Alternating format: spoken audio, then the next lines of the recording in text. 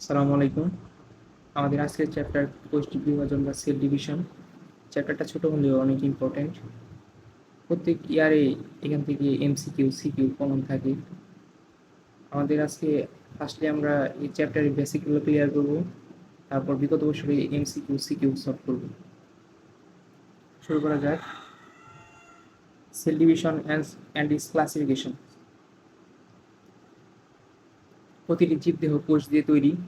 একটি মাত্র কোষ দিয়ে প্রতিটি জীবের জীবন শুরু হয়। বিভাজনের মাধ্যমে কোষের সংখ্যা বৃদ্ধি জীবদেহের একটি স্বাভাবিক এবং অতি গুরুত্বপূর্ণ বৈশিষ্ট্য।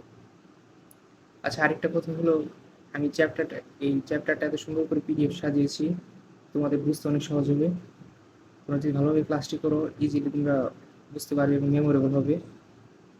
তাহলে আমার ক্লাসটি ভালোভাবে করো। মূলত প্রত্যেকটা জীবদেহ একটি মাত্র কোষ থেকেই তাদের জীবন শুরু হয়। আর জীবের বৃদ্ধি ও প্রজননের উদ্দেশ্য মূলত কোষ বিভাজনটা হয়। জীবের বৃদ্ধি ও প্রজননের উদ্দেশ্যে এই কোষ বিভাজনটা হয়ে থাকে। তারপর একটি থেকে দুটি, দুটি থেকে চারটি, চারটি থেকে আটটি, এইভাবে আর কি একটি লার্জ অ্যানিম্যাল, একটি বড় প্ল্যান্ট তৈরি হয়। মূলত আমাদের দেহকোষ মাইটোসিস প্রক্রিয়ায় গঠিত হয়। জীবদেহের দুটি গুরুত্বপূর্ণ বিভাজন প্রক্রিয়া ঘটে, একটি হলো মাইটোসিস আর একটি হলো মিওসিস। এই মাইটোসিস মূলত জীবদেহের দেহকোষ গঠনের ক্ষেত্রে হয়, আর মিওসিস হলো জনন কোষ গঠনের ক্ষেত্রে হয়। আর মাইটোসিসটা আমরা একটু এখন এক্সপ্লেন করি। মাইটোসিস এই কোষ বিভাজন প্রক্রিয়ায় প্রকৃত কোষ বা সুকেন্দ্রিক কোষ একটি ধারাবাহিক প্রক্রিয়ায় বিভক্ত হয়ে দুটি অপূর্ত কোষে পরিণত। এখানে একটা টার্ম আছে, প্রকৃত কোষ বা সুকেন্দ্রিক কোষ। প্রকৃত কোষ বা সুকেন্দ্রিক কোষ বলতে বোঝায় যাদের নিউক্লিয়াস সুগঠিত, আর যাদের নিউক্লিয়াস সুগঠিত নয় তাদেরকে অপ্রকৃত কোষ বলা হয়। মাইটোসিস ঘটে মূলত প্রধানত প্রকৃত কোষ বা সুকেন্দ্রিক কোষে একটি ধারাবাহিক প্রক্রিয়ার মাধ্যমে ঘটে। মূলত মাইটোসিস নিউক্লিয়াস প্রায় সমানভাবে একবার বিভাজিত হয়। নিউক্লিয়াসের প্রতিটি ক্রোমোজোমও একবার করে বিভাজিত হয়। সাইটোপ্লাজমও বিভাজিত হয় একবারই। তাই মাইটোসিস বিভাজনের কোষের মাতৃকোষ এবং অপত্য কোষের ক্রোমোজোম সংখ্যা তথা ডিএনএ এর পরিমাণ সমান থাকে। তাহলে লাইনটা অনেক ইম্পর্টেন্ট, ভেরি ভেরি ইম্পর্টেন্ট। মাইটোসিসের নিউক্লিয়াস প্রায় সমানভাবে বিভাজিত হয়, একবারই মাত্র বিভাজিত হয়। নিউক্লিয়াসের ক্রোমোজোম সমান সংখ্যক ক্রোমোজোম তৈরি হয়, এবং সাইটোপ্লাজম মানে একবার যদি নিউক্লিয়াস নিউক্লিয়াস বিভাজিত হয়, সাইটোপ্লাজমও ঠিক একবারই বিভাজিত হবে। তাই যেহেতু সমান সংখ্যকভাবে বিভাজিত হয়, তাই মাতৃকোষে ক্রোমোজোম সংখ্যা এবং অপত্য কোষে ক্রোমোজোম সংখ্যা, মাদার সেল এবং ডটার সেলের ক্রোমোজোম সংখ্যা প্রায় সমান থাকে। শুধু যে পরিমাণে একই থাকে তা নয়, মাতৃকোষের ডিএনএ এর প্রায় হুবহু অনুলিপি অপত্য কোষে পাওয়া যায়। তাই একে সমীকরণিক বিভাজন বলা হয়। একটি এমসিকিউ আসতে পারে, সমীকরণিক বিভাজন কোনটিতে বলা হয়, মাইটোসিস না মিওসিস, এর মধ্যে দেওয়া থাকবে। এক অপশন ওইভাবে অপশন দিয়ে দিবে, অথবা অনুধাবনমূলক কোশ্চেনও থাকতে পারে যে সমীকরণিক মাইটোসিসকে কেন সমীকরণিক বিভাজন বলা হয়। আচ্ছা, এই বিভাজন প্রক্রিয়া নিউক্লিয়ার জীবের দেহকোষ বা সোমাটিক সেল হয়ে থাকে, এবং বিভাজনের ফলে কোষের সংখ্যা বৃদ্ধির মাধ্যমে প্রাণী এবং উদ্ভিদ দৈর্ঘ্য ও প্রস্থে বৃদ্ধি পায়।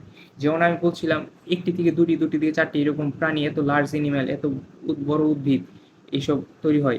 দেহকোষ দেহকোষ বৃদ্ধি পায় শুধু এই মাইটোসিসের মাধ্যমে।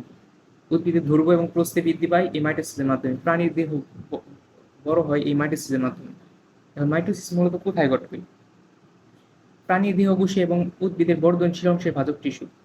প্রাণীর দেহকোষ এবং উদ্ভিদের বর্ধনশীল অংশের ভাজক কোষ, যেমন কাণ্ড, মূলের অগ্রভাগ, ভ্রূণমুকুল এবং বর্ধনশীল মূল, বর্ধনশীল পাতা, মুকুল ইত্যাদিতে মাইটোসিস প্রক্রিয়া বিভাজন হয়। এমসিকিউ কিন্তু এরকম এই লাইনটা দিয়ে অনেক ঘুরে ফিরে কোশ্চেন আসে। কোথায় কোথায় মাইটোসিস বিভাজন ঘটে। এছাড়া কিছু এক্সেপশনাল আছে, নিম্ন শ্রেণীর উদ্ভিদ এবং প্রাণীর ওজন ও জননের সময় এই বিভাজন ঘটে থাকে। মাইটোসিসের পর্যায়সমূহ। এই মাইটোসিস এই বিভাজনের প্রথমে ক্যারিওকাইনেসিস অর্থাৎ নিউক্লিয়াসের বিভাজন হয়। যখনই নিউক্লিয়াসের বিভাজন হবে তখনই ক্যারিওকাইনেসিস বলা হয়। নিউক্লিয়াসের বিভাজনকে ক্যারিওকাইনেসিস বলা হয়। এরকম এমসিকিউ আসতে পারে, নিউক্লিয়াসের বিভাজনকে কি বলা হয়? ক্যারিওকাইনেসিস। এবং পরবর্তীতে সাইটোকাইনেসিস সাইটোপ্লাজমের বিভাজন। এটা মনে রাখতে পারি, দন্তেশ্বর সাইটোকাইনেসিস সাইটোপ্লাজম। এটা মনে রাখলে বাকিটা নিউক্লিয়াস ক্যারিওকাইনেসিস এভাবে মনে রাখতে পারি ইজিলি। এই বিভাজন মূলত শুরু হওয়ার আগে কোষের নিউক্লিয়াসে কিছু প্রস্তুতিমূলক কাজ করতে হয়। এই সাইটোকাইনেসিস অর্থাৎ নিউক্লিয়াসের বিভাজন এবং সাইটোকাইনেসিস অর্থাৎ সাইটোপ্লাজমের বিভাজন এবং ক্যারিওকাইনেসিস অর্থাৎ নিউক্লিয়াসের বিভাজনের সময় শুরু হওয়ার আগে নিউক্লিয়াসে কিছু একটা প্রস্তুতিমূলক কাজ করতে হয়। যেমন আমরা স্কুলে যাওয়ার আগে একটা আমরা কি ড্রেস পরি, রেডি হই, এরকম আর কি একটা প্রস্তুতিমূলক একটা কাজ, এরকম আর কি প্রস্তুতি নাই। এটা এই অবস্থাকে বলা হয় ইন্টারফেস। মাইটোসিসের নিউক্লিয়াসের বিভাজন প্রক্রিয়াকে 5টি পর্যায়ে ভাগ করা হয়ে থাকে। পর্যায়গুলো হলো প্রোফেজ, প্রোমেটাফেজ, মেটাফেজ, অ্যানাফেজ এবং টেলোফেজ। প্রোফেজ এটি মাইটোসিসের প্রথম পর্যায়। প্রোফেজ মাইটোসিসের প্রথম পর্যায়। এই পর্যায়ে কোষের নিউক্লিয়াস আকারে বড় হয় এবং ক্রোমোজোম থেকে পানি হ্রাস পেতে থাকে, অর্থাৎ ওয়াটার রিডিউস হতে থাকবে। ফলে ক্রোমোজোমগুলো আস্তে আস্তে আস্তে সংকুচিত হয়ে মোটা এবং খাটো হয়। প্রোফেজের সর্বপ্রথম ধাপ হলো এখানে কি কি আছে, যে নিউক্লিয়াসের ভিতরে, পূর্ণাঙ্গ নিউক্লিয়াসের ভিতরে আছে নিউক্লিওলাস, নিউক্লিয় পর্দা, ক্রোমাটিক তন্তু। দেখবো আমরা ধীরে ধীরে যে প্রোমেটাফেজে যখন যাব তখন এই যে নিউক্লিওলাসটা বিলুপ্ত হয়ে যাবে, নিউক্লিয়ার পর্দাটাও বিলুপ্ত হয়ে যাবে, ক্রোমাটিডগুলো চেঞ্জ হয়ে যাবে। ঠিক এরকমই এই যে প্রোফেজ থেকে আর কি এগুলো চেঞ্জ হওয়া শুরু হয়। এ পর্যায়ে কোষের নিউক্লিয়াস আকারে বড় হয়, কোষের নিউক্লিয়াসটা আকারে বড় হবে এবং ক্রোমোজোম থেকে পানি হ্রাস পেতে থাকবে। পানি, ক্রোমোজোম কি ওয়াটার রিডিউস করতে থাকে। এর ফলে ক্রোমোজোমগুলো আস্তে আস্তে সংকুচিত হয়। যখন পানি রিডিউস করে তখন এখান থেকে ক্রোমোজোমগুলো সংকুচিত হতে থাকে এবং এই পর্যায়ে ক্রোমোজোম সেন্টোমিয়ার ব্যতীত লম্বালম্বি দুভাগে বিভক্ত হয়ে যায়। ব্যতীত সেন্টোমিয়ার ব্যতীত দুই ভাগে লম্বালম্বি বিভক্ত হয়ে যায় এবং দুটি ক্রোমাটিডে পরিণত হয়। যখন সেন্টোমিয়ার ব্যতীত দুটি লম্বালম্বি বিভক্ত হয়, এই দুটিকে বলা হয় ক্রোমাটিড। দুই পাশে অংশটি ক্রোমাটিড। ক্রোমোজোমগুলো কুণ্ডলিত অবস্থায় থাকে, এদের গণনা করা যায় না। ক্রোমোজোমগুলো খুবই কুণ্ডলিত অবস্থায় থাকে। এখানে তো আসলে একটা চিত্র দিছে, বোঝা যাচ্ছে না এতটা, বাট এগুলো অনেক কুণ্ডলিত অবস্থায় থাকে। রিয়ালে দেখা গেলে অনেক কুণ্ডলিত অবস্থায় থাকে, তাই এগুলো মানে গণনা করা খুবই টাফ। আর যদি প্রাণী কোষের ক্ষেত্রে দেখি, প্রাণীর একটি আছে সেন্টিউল থাকে, প্রাণী কোষের সেন্টিউল থাকে।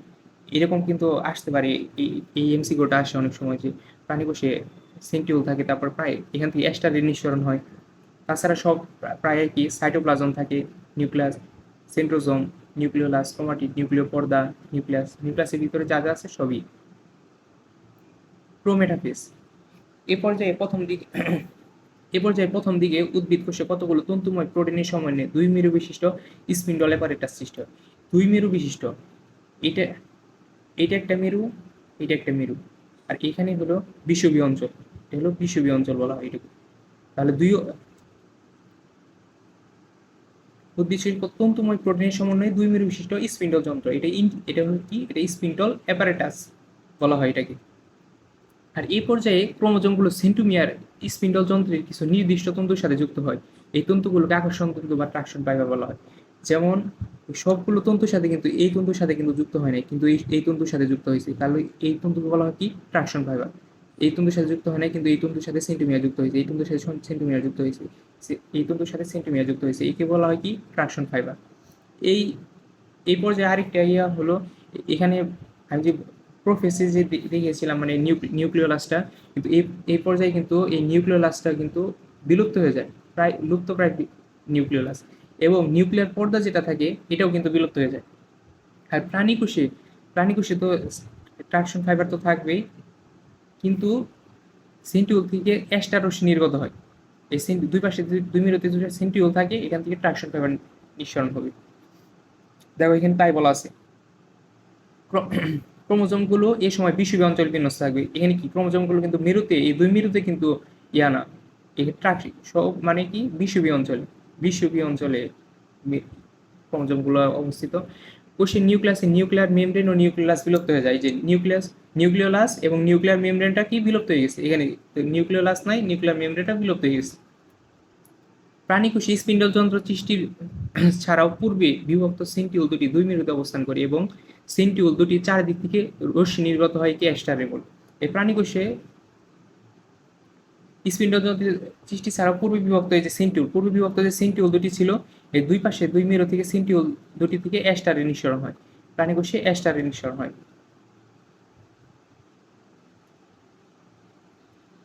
তাহলে এখানে একটা এমসিকিউ থাকতে পারে, অ্যাস্টারে কই থেকে নিঃসরণ হয়, কোন পর্যায়ে মানে নিঃসরণ হয়, প্রোমেটাফেজ পর্যায়ে, মাইটোসিসের প্রোমেটাফেজ পর্যায়ে। মেটাফেজ এ পর্যায়ে প্রথমেই সব ক্রোমোজোম স্পিন্ডল যন্ত্রের বিষুবীয় অঞ্চলে দুই মেরুর মাঝখানে অবস্থান করে। এই যে দেখো, সব কিন্তু এই যে বিষুবীয় অঞ্চলে একদম বিষুবীয় অঞ্চলে অবস্থান করতেছে। এটা প্রোমেটাফেসে কিন্তু কিছুটা একটু বিষুবীয় অঞ্চলের মধ্যেই ছিল, কিন্তু কিছুটা একটু কিন্তু দূরে।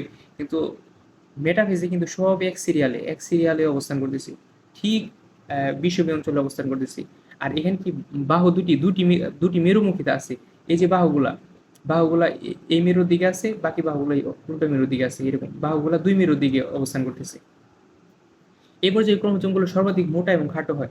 দেখো অন্য অন্য পর্যায়ে যে প্রোফেজ প্রোমেটাফেজে যে এই পর্যায়ে একটু এই বাহুগুলো একটু বেশি ভিজিবল হচ্ছে, ক্রোমোজোমগুলো বেশি ভিজিবল হচ্ছে। প্রতিটি ক্রোমোজোমে ক্রোমাটিড দুটি আকর্ষণ কমে যায় এবং বিকর্ষণ শুরু হয়। এই যে দুটি ক্রোমোজোম যে এখানে আকর্ষণগুলো এখানে যে যুক্ত হয়ে আছে দুটো দুটো করে, এর আকর্ষণ কমে যেতে থাকে। দুটো যেটা যুক্ত হয়ে আছে এই দুটার দিকে আকর্ষণ কমে যেতে থাকে, এদের মধ্যে বিকর্ষণ শুরু হয়, মানে বিকর্ষণ তৈরি হতে থাকে। এই পর্যায়ে শেষের দিকে সেন্টোমিয়ারে বিভাজন শুরু হয়। এই সেন্টোমিয়ারগুলোর বিভাজন শুরু হতে থাকে। এই পর্যায়ে শেষের দিকে সেন্টোমিয়ারগুলোর বিভাজন শুরু হতে থাকে এবং নিউক্লিয়ার পর্দা ও নিউক্লিওলাস বিলুপ্ত হয়ে যায়। আচ্ছা, এই পর্যায়ে আরেকটা হলো নিউক্লিয়ার মেমব্রেন এবং নিউক্লিওলাসের সম্পূর্ণ বিলুপ্ত ঘটে। আমরা কি বলছিলাম, প্রোমেটাফেজে কিন্তু লুপ্ত প্রায় নিউক্লিওলাস এবং নিউক্লিয়ার মেমব্রেন ছিল। এখানে কি নিউক্লিয়ার মেমব্রেন এবং নিউক্লিওলাসের কোনো চিহ্নই থাকে না, টোটালি বিলুপ্ত হয়ে যায়। অ্যানাফেজ অ্যানাফেজের ক্ষেত্রে কি হয়, প্রতিটি ক্রোমোজোমের সেন্টোমিয়ার দুভাগে বিভক্ত হয়ে যায়, ফলে ক্রোমাটিড দুটি আলাদা হয়ে পড়ে। প্রতিটি ক্রোমোজোমের সেন্টোমিয়ার কি হবে, দুভাগে আলাদা হয়ে যাবে। আমরা প্রথমে বলছিলাম যে সেন্টোমিয়ারগুলোর মধ্যে বিকর্ষণ শুরু হয় কিন্তু মেটাফেজের মধ্যে, কখনোই এটা কিন্তু অ্যানাফেজের মধ্যে কিন্তু বিকর্ষণ শুরু হয় না। মেটাফেজ থেকে বিকর্ষণ শুরু হয় এবং অ্যানাফেজে এসে এটা টোটালি বিভক্ত হয়ে যায়, সেন্টোমিয়ার দুটি বিভক্ত হয়ে যায়, ফলে ক্রোমাটিড দুটি আলাদা হয়ে পড়ে। এই অবস্থায় প্রতিটি ক্রোমাটিডকে অপত্য ক্রোমোজোম বলা হয় এবং একটি করে সেন্টিমিয়ার তৈরি হয়। এই অবস্থায় প্রত্যেকটি ক্রোমোজোম কি বলা হয়, অপত্য ক্রোমোজোম, এবং একটি করে সেন্টিমিয়ার তৈরি হয়। অপত্য ক্রোমোজোমের বিষুবীয় অঞ্চল থেকে পরস্পর দুই মেরুর দিকে যেতে শুরু করে, অর্থাৎ ক্রোমোজোমগুলো অর্ধেক এক মেরুর দিকে এবং বাকি অর্ধেক অন্য মেরুর দিকে অগ্রসর হতে থাকে। অপত্য ক্রোমোজোমের মেরু অভিমুখী চলনে সেন্টোমিয়ার অগ্রগামী এবং বাহুদ্বয় অনুগামী। সেন্টোমিয়ার অগ্রগামী বাহুদ্বয় অনুগামী বলতে সেন্টোমিয়ারগুলো সামনের দিকে থাকে, সেন্টোমিয়ারগুলো সামনের দিকে এবং বাহুগুলো হলো পরে আর কি পিছনের দিকে, তাই বলা হয় সেন্টোমিয়ার অগ্রগামী এবং বাহুদ্বয় অনুগামী। এবং সেন্টোমিয়ার অপত্য ক্রোমোজোমগুলো বিষুবীয় অঞ্চলে দিয়ে পরস্পর মানে টান অনুভব করে, তারা দুই ভাগ হয়ে ওইদিকে চলে যায়, বিকর্ষণ অনুভব করে দুই মেরুর দিকে অগ্রসর হতে থাকে। তারা বিষুবীয় অঞ্চলে তারা আর অবস্থান করে না। এই সেন্টোমিয়ার এখন দুই ভাগ হওয়ার কারণে সেন্টোমিয়ারগুলো VLJI এর মতো আকার ধারণ করে। ভি অনেকটা ইংরেজি লেটার VLJI এর মতো আর কি গঠন করে, তাই কে একত্রে ভি কে বলা হয় মেটাসেন্টিক, এল কে বলা হয় সাবমেটাসেন্টিক, জে কে বলা হয় অ্যাক্রোসেন্টিক, আই কে বলা হয় টেলোসেন্টিক। VLJI মেটাসেন্টিক, সাবমেটাসেন্টিক, অ্যাক্রোসেন্টিক, টেলোসেন্টিক। অ্যানাফেজ পর্যায়ের শেষের দিকে অপত্য ক্রোমোজোমগুলো স্পিন্ডল যন্ত্রের মেরু প্রান্তে অবস্থান নেয় এবং ক্রোমোজোমগুলো দৈর্ঘ্য বৃদ্ধি পেতে থাকে। অ্যানাফেজ পর্যায়ের শেষের দিকে অপত্য ক্রোমোজোমগুলো স্পিন্ডল যন্ত্রের মেরু মুখে অবস্থান করে এবং ক্রোমোজোমগুলো দৈর্ঘ্য বৃদ্ধি পেতে থাকে। দৈর্ঘ্য বৃদ্ধি পেতে থাকে কারণ আবার তারা যে নেক্সট হলো টেলোফেজ। এটি মাইটোসিসের শেষ পর্যায়। এখানে প্রোফেজের ঘটনাগুলো পর্যায়ক্রমে বিপরীতভাবে ঘটবে। প্রোফেজে যেমন পানি রিডিউস হয়েছিল, ওয়াটার রিডিউস হয়েছিল, এখানে কি আবার ওয়াটারগুলো যোজন ঘটবে এবং সরু এবং লম্বা আকার ধারণ করবে। ওটা কি খাটো এবং মোটা হতে ছিল, এটা কি সরু এবং লম্বা আকার ধারণ করবে। অবশেষে এরা জড়িয়ে গিয়ে নিউক্লিয়ার রেটিকুলাম গঠন করবে। তাহলে কী হবে, টেলোফেজে পানি যোজন ঘটবে, সরু এবং লম্বা আকার ধারণ করবে, অবশেষে এরা জড়িয়ে গিয়ে নিউক্লিয়ার রেটিকুলাম গঠন করবে, অর্থাৎ ক্রোমোজোমগুলো নিউক্লিয়ার রেটিকুলাম গঠন করবে। নিউক্লিওলাস যেটা বিলুপ্ত হয়ে গেছিল ওইটা নিউক্লিওলাসের পুনরাবৃত্তি ঘটবে। নিউক্লিয়ার রেটিকুলাম ঘিরে পুনরায় নিউক্লিয়াস মেমব্রেনের সৃষ্টি হয়, ফলে দুটি মেরুতে দুটি অপত্য নিউক্লিয়াস সৃষ্টি হয়। স্পিন্ডল যন্ত্রের কাঠামো ভেঙে পড়ে এবং তন্তুগুলো ধীরে ধীরে অদৃশ্য হয়ে যায়। এই যে স্পিন্ডল যন্ত্র, এই কাঠামোগুলো কি বিলুপ্ত হয়ে গেছে, এগুলো আর থাকবে না। টেলোফেজে এই স্পিনোযন্ত্রের কাঠামো ভেঙে পড়বে, তন্তুগুলো ধীরে ধীরে অদৃশ্য হয়ে যাবে। ট্রাকশন ফাইবার যা ছিল সব তন্তুগুলোই এগুলো সব অদৃশ্য হয়ে যাবে। নিউক্লিয়ার রেটিকুলাম ঘিরে নিউক্লিয়ার মেমব্রেনের সৃষ্টি হবে। নিউক্লিয়ার রেটিকুলাম ঘিরে নিউক্লিয়ার মেমব্রেনের সৃষ্টি হবে। এই যে নিউক্লিয়ার মেমব্রেনের সৃষ্টি হয়েছে, নিউক্লিয়ার রেটিকুলামগুলো ঘিরে নিউক্লিয়ার মেমব্রেনের সৃষ্টি হয়েছে। সাইটোপ্লাজমিক অঙ্গাণুসমূহের সমবন্টন ঘটবে। এই দুইটা সাইটোপ্লাজমিক অঙ্গাণুসমূহের সমবন্টন ঘটবে, ফলে দুটি অপত্য কোষ বা ডটার সেল সৃষ্টি হবে। দুই পাশে দুটি অপত্য কোষ বা ডটার সেলের সৃষ্টি হলো। প্রাণীর ক্ষেত্রে স্পিনোযন্ত্রের বিষুবীয় অঞ্চল বরাবর কোষ প্লেটটি গর্তের মতো ভিতরের দিকে ঢুকে যায়। প্রাণীর ক্ষেত্রে স্পিনোযন্ত্রের ইয়াগুলো গর্তের মতো ভিতরের দিকে ঢুকে যায়। এই গর্ত সব দিক থেকে ক্রমান্বয়ে গভীরতর হয়ে একত্রে মিলে যায়, ফলে কোষ দুটি আলাদাভাবে বিভক্ত হয়ে যায়। এই কোষ ভিতরের দিকে গিয়ে তারা মিলিত হয়ে যায়, ফলে কোষ দুটি আলাদা হয়ে যায়। এভাবেই আর কি টেলোফেজ পর্যায় শেষ হয়। এখন আমরা যে আর কি যে মাইটোসিস পর্যায়টা পড়লাম, এখন এই মাইটোসিসে কেন এত গুরুত্ব, মানে মাইটোসিস না হলে কী হবে, এরকম একটা আসতে পারে, কেন আমরা করতেছি। মূলত মাইটোসিসের ইম্পর্টেন্টটা হলো, মাইটোসিস প্রক্রিয়ায় কোষ বিভাজনের কারণে প্রতিটি কোষের নিউক্লিয়াস এবং সাইটোপ্লাজমের মধ্যকার আয়তন ও পরিমাণগত ভারসাম্য রক্ষা হয়। এর ফলে বহুকোষী জীবের দৈহিক বৃদ্ধি ঘটে। যদি মাইটোসিসটা মানে কোষ বিভাজনের কারণে প্রতিটি কোষের নিউক্লিয়াস এবং সাইটোপ্লাজমের আয়তনটা সমান থাকবে, ফলে বহুকোষী জীবের দৈহিক বৃদ্ধিটা ভালোভাবে হবে। সব বহুকোষী জীবই জাইগোট নামক একটি কোষ থেকে জীবন শুরু করে। এই একটি কোষই বরাবর মাইটোসিস বিভাজনের ফলে অসংখ্য কোষ সৃষ্টির মাধ্যমে পূর্ণজীবে পরিণত হয়। মাইটোসিসে তৈরি অপত্য কোষে ক্রোমোজোম সংখ্যা গুণগত একই রকম থাকায় জীবের দেহের বৃদ্ধি সুশৃঙ্খলভাবে হতে পারে। মাইটোসিস প্রক্রিয়ায় বংশবৃদ্ধি করে। মাইটোসিসের ফলে অঙ্গজ প্রজনন সাধিত হয়। মাইটোসিসের ফলে যে অজনন যেটা বলছিলাম, মাইটোসিস অজনন পড়ছিলাম, নিম্ন শ্রেণীর উদ্ভিদের ক্ষেত্রে হয়, প্রাণীর ক্ষেত্রে হয় যে অঙ্গজ প্রজনন মাইটোসিসের কারণে হয়ে থাকে। জনন কোষের সংখ্যা বৃদ্ধিতেও মাইটোসিস গুরুত্বপূর্ণ ভূমিকা পালন করে। জনন কোষের সংখ্যা, এটা কিন্তু জননের ক্ষেত্রে না, জনন কোষের সংখ্যা বৃদ্ধিতে মাইটোসিস গুরুত্বপূর্ণ ভূমিকা পালন করে। ক্ষতস্থান নতুন কোষ সৃষ্টির মাধ্যমে জীবদেহের ক্ষতস্থান পূরণ করতে মাইটোসিস অপরিহার্য। ক্ষতস্থান যখন অনেক সময় কেটে যায়, তারপর গাছ প্ল্যান্টগুলো আঘাতপ্রাপ্ত হয়, তখন এগুলো পূরণ হয় কীভাবে, তারপর সার্জারি করলে কীভাবে এগুলো পূরণ হয়, এই মাইটোসিস বিভাজনের মাধ্যমে ক্ষতস্থানগুলো পূরণ হয়ে ওঠে। মাইটোসিসের ফলে একই ধরনের কোষের উৎপত্তি হয় জীবজগতের গুণগত বৈশিষ্ট্যে স্থিতিশীলতা বজায় থাকে। স্থিতিশীলতা বজায় রাখার জন্য মাইটোসিস খুবই গুরুত্বপূর্ণ। এখন কথা হলো, যদি এই মাইটোসিস যে হচ্ছে এটা যদি নিয়ন্ত্রণ হারিয়ে ফেলে, অনেক সময় হয় না, এটা কিছু হচ্ছে যে তার ব্যালেন্সটা হারিয়ে ফেলছে, তখন এটা কী হবে। এই যে আমরা তো টিউমার, ক্যান্সার, এই নামগুলো শব্দগুলো আমরা সবাই জানি, এগুলোর সাথে পরিচিত। মূলত এগুলো অস্বাভাবিক কোষ বিভাজনে এই টিউমার, ক্যান্সার এগুলো মূলত অস্বাভাবিক কোষ বিভাজনের ফলে এগুলো হয়ে থাকে। মাইটোসিস কোষ বিভাজন প্রক্রিয়ায় 1টি থেকে 2টি থেকে 4টি এভাবে কোষের সংখ্যা বাড়তে থাকে, কিন্তু কোষ বিভাজন প্রক্রিয়াটি নিয়ন্ত্রিত থাকে।